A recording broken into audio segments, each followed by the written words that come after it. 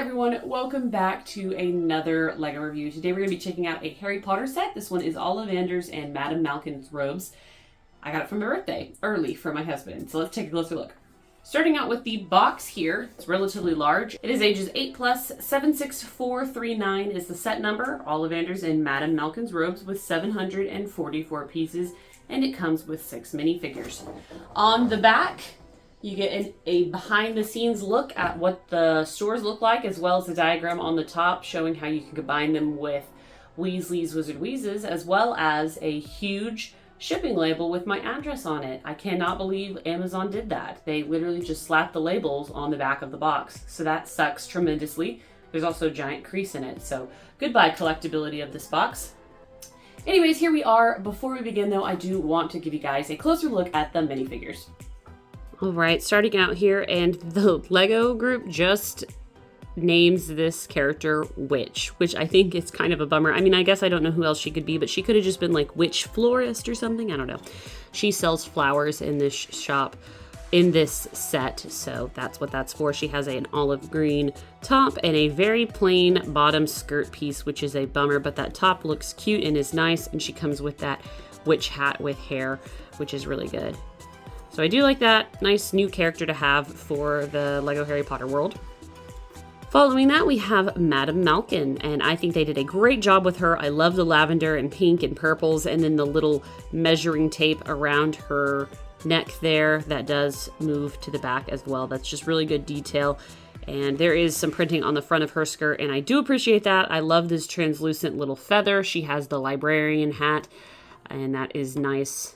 There is the back of her head. And just so you know, this is the same exact face with a slightly different skin color. And I think it's kind of a cheap move, but at the same time, I guess at least they made them different skin colors. I don't know. Following the theme with Witch, we have Wizard. This is a cute little handicap wizard here in a brown wheelchair, which is actually really nice. Definitely glad they didn't make it any other color because I think that would have lost the immersion. I love his scarf and his suspenders. It looks super nice. He kind of looks like he's from a different era, but you know, the wizarding community is kind of timeless in that way, at least in the movies, and so I will let that pass. But it's really cute, and I don't actually have a LEGO wheelchair, so I'm excited about this. Next, we have Garrick Ollivander, and he looks great. We've gotten several renditions of him, of course, and I think that this one is pretty good. I don't have any others directly to compare him to, but I really like this one. I think that the detailing on his blazer is really, really nice. It's just like multiple layers, multiple colors, looks great. I will say that the pants are extremely boring with the gray and nothing else. Really, it's a bummer that they're like that. There's his face, and he does have an alternative kind of like, oh, you just broke that face? Like, oh, that's the face, like, no, definitely not. That's the face when he, like, Harry breaks something the first time he tries his wand. We get a common clothed Padma Patel, which is really cool. Kind of wish that Pavarti would have been with her if they were in, you know, Diagon Alley together. It makes sense that both sisters would be together, but here we are, and she's in plain clothes, which is nice in a way to get, because we don't have very many plain clothes wizards that go to Hogwarts, but at the same time, like, I also would have liked her to be in a uniform because we don't have very many of these in a uniform like other side students, so I do like her blazer though. And then we get another Harry Potter. So we do have a couple of small accessories to start us out, some like side builds to these shops. First one being the sign, which I really like. It is encompassing 3 stickered pieces, Gringotts Bank, Quality Quidditch Supplies, and Flourish and Blots right this way, which is so funny. And it's very cute. I like it a lot. I think that it works very well, of course, to help give the street some more dimension, as well as this flower cart and the flower seller. No, she's not a customer. She is a flower cart seller, and I don't know what's so magical about these flowers, but here they are. I do like the little build for the cart. I think that it's cute. I like the idea to help dress up the streets, since LEGO probably understands that we're going to mostly be displaying these sets facing outwards so that it looks like a street. We want something to decorate the street with, so I really do like that. Obviously, these shops are based on the new small Diagon Alley that they're making, you know, not obviously the very large one. We did not get Madame Malkin's in the large one though, so this is a brand new shop, which is really cool. With Weasley's Wizard Wheezes, we didn't get that owl post either, so it's definitely compelling, I think, even for people that got the big, like, collector's edition Diagon Alley. Now, there's a lot of course, misses on this set in terms of like the detailing, the size. I mean, keep in mind we are paying $90 US for these two.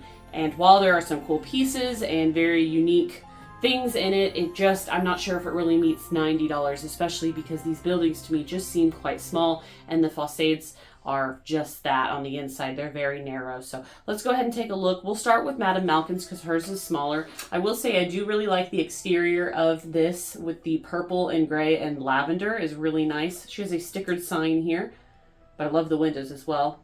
Madame Malkin's right over the door, and then some signage on the side that is a large sticker with the bricks are purple. That's funny. So there's a couple of those. And then on the other side, we have some more stickers, which is nice. And then on the inside, we have basically the interior. We have another sticker on the inside, which is just some decorating.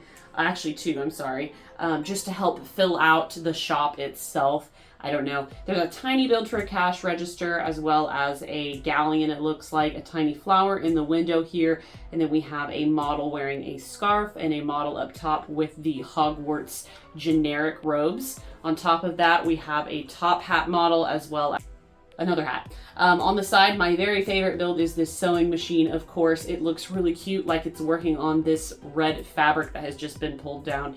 And there's some scissors there. I really like that. And there on the sides though, we do have two robes, and I like the way they're hanging. They're just really like loose and dangly, and I just really like that. Behind it is a sticker, and it looks like there's some fabrics and some tea. Behind that sticker looks nice, and that is it. That is the entirety of this shop. It is very small.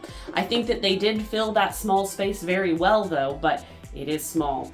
Moving on to Ollivanders, and his is a little bit big. You can see these little sides here, they fold up, and it's just up to you how you want to display that.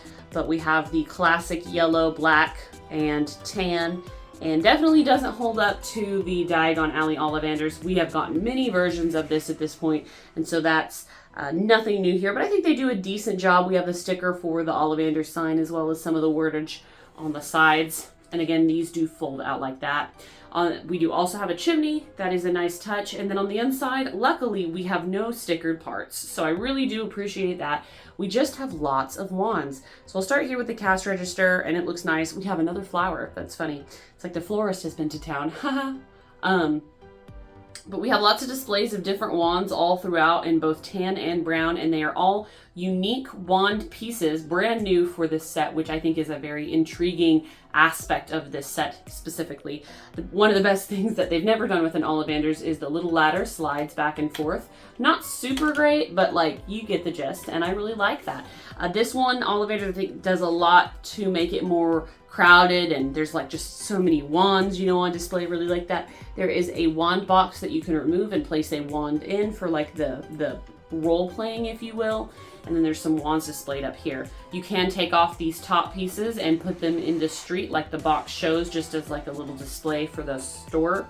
But these things, they just kind of fold in. I mean, you might as well, I think, fold them out because it makes Ollivanders look a little bit larger. But I will say, and I've mentioned it before, that now, again, we are caught in the middle of having Lego Harry Potter sets that are for adults but are also for kids. We have all of this super great detail, but it's at a smaller scale, and there's no play features. And so we're just kind of in this like identity crisis where, do we want to be a play set? Do we want to be a display adult collectible? Lego's a little bit in between with the Harry Potter license right now.